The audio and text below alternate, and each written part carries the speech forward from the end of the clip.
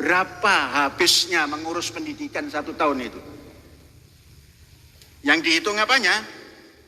Ya honor-honor, ya alat tulis. Sama seperti dikatakan, orang-orang yang akan mengganggu Zaitun akan saya tindak dengan tangan saya sendiri. Tapi saya tidak takut itu. Nah, pendidikan formal yang kami wujudkan adalah yang sekarang orang kenal namanya Al-Zaitun. Karena ibu saya juga anggota NII, bapak saya juga anggota NII gitu. Dan dia kecewa melihat Panji Gumilang. Kenapa? Karena dia bilang, ayah saya bilang itu bukan pemimpin Islam gitu. Orang so tahu gitu. Pimpinan Pondok Pesantren Ponpes Al-Zaitun Indramayu, Panji Gumilang kembali melontarkan pernyataan kontroversi saat menyampaikan ceramah di depan santri-santrinya. Melalui video yang dibagikan akun TikTok @heripatung pada Senin kemarin, pria 76 tahun itu meragukan kebenaran Al-Quran sebagai kalamullah atau perkataan Allah SWT. Menurut dia, kitab suci umat muslim ini bukan ucapan yang langsung disampaikan oleh Allah, melainkan karangan Nabi Muhammad SAW. Al-Zaitun itu cukup besar, tetapi orang-orang yang ada di dalamnya diantaranya adalah teman-teman saya yang tidak mengerti tentang konsep Al-Zaitun, dan ajaran yang dia imani itu adalah ajaran yang biasa diterima di pengajian-pengajian yang ada di sekitar Indonesia. Apakah mereka setelah dari Al-Zaitun berubah akidahnya? Sekretariat, dapur beneran yang mengolah pangan. Halo, salam sejahtera bagi kita semua. Mudah-mudahan semuanya pada sehat ya. Membahas tentang Al-Zaitun di Indramayu, kita lihat dulu Indonesia ya. Mengapa Indonesia itu agak sedikit terhambat mengenai perkembangan kemajuannya dibanding dengan negara yang berbarengan merdekanya pada saat itu. Negara-negara yang bersamaan merdekanya dengan Indonesia hanya beberapa hari saja sekarang sudah menjadi negara maju. Sudah tahu kan negara apa itu? Dan sekarang boleh dikatakan kita ketinggalan. Kenapa? Karena Indonesia itu pertama merdekanya memerdekakan diri, hasil perjuangan, jadi tidak didukung oleh penjajahnya zaman dahulu. Jadi malah ingin menjajah kembali. Beda dengan negara persemakmuran. Kemudian setelah itu, begitu merdeka tidak langsung membangun, tetapi gontok-gontokan antara DITII, PKI, ada yang ingin mendirikan negara Islam, dan terus seperti itu. Kebetulan ini berada di lokasi tempat saya bicara ini adalah pusatnya DITI zaman dahulu. Maksudnya itu masyarakatnya itu dulu waktu saya masih kecil, itu kalau bisik-bisik itu ya diantaranya itu menolak Pancasila. Pada saat menolak Pancasila itulah sebenarnya dukungan negara Islam itu besar. Tapi setelah sepakat bahwa negara Indonesia adalah negara Pancasila, itu NII itu atau negara Islam itu konsepnya udah bubar, sudah tidak ada. Nah, itu salah satu di antaranya. Mengapa Indonesia itu agak susah maju? Karena terus-terusan, mungkin karena negaranya terlalu luas. Di satu sisi, negara yang begitu luas seperti Indonesia itu diperebutkan sebagai pasar. Bangsa manapun pasti tergiur dengan Indonesia. Salah satu contoh, untuk pemasaran, untuk mencari subscribe, dan lain sebagainya. Bahkan dunia sekarang kan di PBB, bahasa Indonesia mau digunakan sebagai bahasa dunia. Kenapa? Karena 270 juta ya penduduk Indonesia pengguna bahasanya itu. Beda dengan bahasa-bahasa lain kan sedikit jumlahnya. Padahal di Indonesia itu kan bahasanya Sunda, Jawa, Batak. Wah, banyak sekali ya bahasa-bahasanya, tapi disatukan dalam satu bahasa, yaitu bahasa Indonesia, bukan bahasa Melayu. Nah, ini salah satu contoh keuntungan dari negara besar. Kemudian kerugiannya yaitu permasalahan-permasalahan begitu rumit, tidak pernah selesai. Masalah itu terus saja berkembang dari mulai Aceh sampai Papua itu kan terus saja bergejolak. Jadi agak susah memang majunya, karena apa? Selalu ada aja masalah yang harus diselesaikan. Sekarang masalah Al Zaitun. Coba kita lihat. Sebenarnya kan konsep negara Islam itu sudah tidak ada. Tetapi ada untungnya juga sih sekarang ada pemberitaan tentang Al Zaitun ini. Terus karena saya sendiri dulu pernah menjadi promotor ya untuk Al Zaitun ini, karena ada dari pesantren Al Zaitun datang ke kantor. Dia membawa majalah menunjukkan lokasi, pada saat itu baru mau berdiri itu Al Zaitun itu. Akhirnya saya ikut promosi. Tetapi isunya pada saat itu tidak bayar SPP, cukup menyediakan sapi. Bagi orang yang datang ke sana itu cuma membawa sapi, nanti sapinya dipelihara begitu. Tapi ternyata kan tidak demikian. Itu salah satu contoh di antaranya.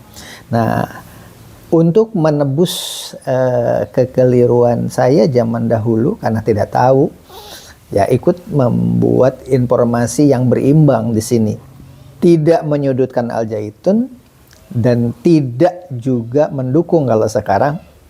Walaupun teman-teman saya itu banyak yang anaknya pesantren di sana tapi tidak tuntas. Bahkan teman dekat tuh banyak sekali yang tidak tuntas. Tetangga-tetangga itu di Bekasi juga banyak itu selalu membela tentang Al Zaitun. Tapi dengan banyaknya pemberitaan sekarang sudah tidak lagi banyak membela. Apalagi dengan TV One itu mengangkat isu-isu seperti ada di media ya. Sebenarnya semakin terus dipublikasikan secara hukum alam, memang nanti juga ada dua kemungkinan, bubar atau membenahi diri yang sejalan dengan ajaran mayoritas dunia Islam. Karena apa? Kalau membentuk kekuatan dan kurang pemberitaan, nanti akan menguat dan akhirnya membentuk aliran tersendiri, itu yang repot. Tapi kalau sekarang itu kan eranya digital, eranya elektronika, jadi informasi sekecil apapun terus dahsyat. Seperti berita-berita Al Zaitunnya tentang Al-Quran itu ternyata menurut dia versinya bukan firman langsung dari Allah gitu kan. Ada juga yang adanya berbeda gitu. Kalau dulu kan hanya isu, tidak boleh menyebar isu. Tapi kalau sekarang kan ada videonya gitu kan. Demo aja itu dahsyat. Kata Pak Panji Gumilang yang mengaku syekh itu juga dia bilang hanya 30 pasang sepatu yang demo itu. Jadi tidak 30.000 atau 3.000 gitu kan, tetapi ternyata hanya 3 pasang sepatu. Sementara dari Al Zaitun sendiri seperti lihat di gambar itu sekian banyaknya itu bukan orang yang demo, tetapi orang dalam Al Zaitun. Siapa orang dalam Al Zaitun itu? Ya diantaranya teman-teman saya pribadi yang anaknya bersekolah di sana. Itu rata-rata mereka karena tidak tahu saja permasalahan karena kurang baca. Rata-rata informasi-informasi dari teman-teman lainnya bahwa anak saya di sana, ayo biar ada temennya begitu. Itu sebagai bahan gambaran. Jadi ya apa adanya saja dengan TV One yang mengatakan di situ di pemberitaan Pak Sehnya itu Panji Gumilar tidak mau datang di TV One, di acara ILC ya tidak hadir, tapi diwakili atau tidak itu ya saya tidak nonton pada saat itu. Tapi paling tidak kalau dipanggil kemanapun ya datang, tidak apa-apa biar mempublikasikan begitu. Tapi pemberitaan sekarang kan tidak bisa dibendung. Ada koran, ada YouTube, ada FB, ada Instagram. Nah, hanya permasalahannya suka ada berita-berita hoak. Oleh sebab itu seperti ILC yang bisa dipertanggungjawabkan, koran Kompas, koran Tempo, itu kan yang legal-legal seperti itu. Kepada hadirin sekalian juga jangan terjebak dengan berita-berita hoak ya. Cek fakta saja. Apakah betul demonya itu 3.000? Cek fakta gitu. Apakah betul Panji Gumilang itu mengatakan bahwa Al-Quran bukan firman Allah? cek fakta, itu dibuka-buka saja. Nah, dengan demikian kita bisa memilih apakah anak kita layak dimasukkan di pesantren seperti itu. Sekali lagi, saya di sini tidak memihak. Walaupun bagaimana mereka juga sholat, mereka juga membaca Al-Quran, dan mereka juga melakukan hal-hal kebaikan. Nah, adapun permasalahan miring-miring yang tadi, itu kita serahkan saja kepada pemerintah melalui MUI. Mudah-mudahan MUI juga bisa berpikir cerdas. Karena walaupun bagaimana negara kita yang paling penting itu supaya terus berkembang maju. Di negara lain itu tidak beragama, tapi bisa solid. Permasalahannya karena tidak beragama itu orang yang tidak berhasil dalam ekonomi bunuh diri, bunuh massal, sehingga orang yang bisa bertahan hidup itu adalah orang-orang yang berhasil di duniawinya itu. Sementara orang-orang yang gagal itu ya bunuh diri massal.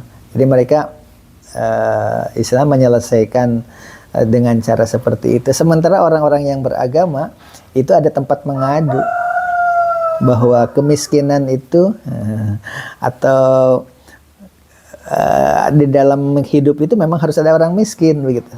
Orang kaya itu tidak berarti tanpa orang miskin.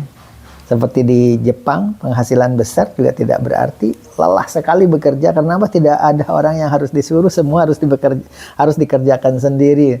Tapi kalau di dalam Islam ada orang miskin itu justru kan kita ada tempat bersedekah. Ada orang yang bisa kita minta bantuan untuk mencuci, mengepel, menjadi tukang kebun. Itu kan kelebihannya ya. Nah, oleh sebab itu Al-Zaitun itu kan Islam juga sama ya, mengajarkan hal-hal seperti itu.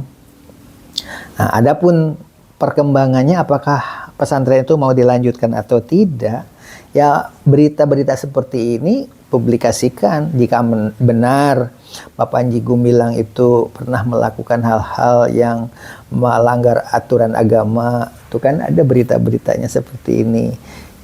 Dan carilah berita-berita legal. Demikian barangkali, terima kasih Anda sudah menyaksikan channel ini. Wassalamualaikum warahmatullahi wabarakatuh. Semua kita kasih makan. Yang satu hari ya 3 kali, yang setengah hari 2 kali. Itu jumlah untuk dapur ini tidak banyak karena memang menghasilkan sendiri. Harganya di bawah rata-rata. Terjadilah satu bulannya 3.738.779.695 rupiah dalam 1 tahun yang 12 bulan itu 44.865.356.399 rupiah.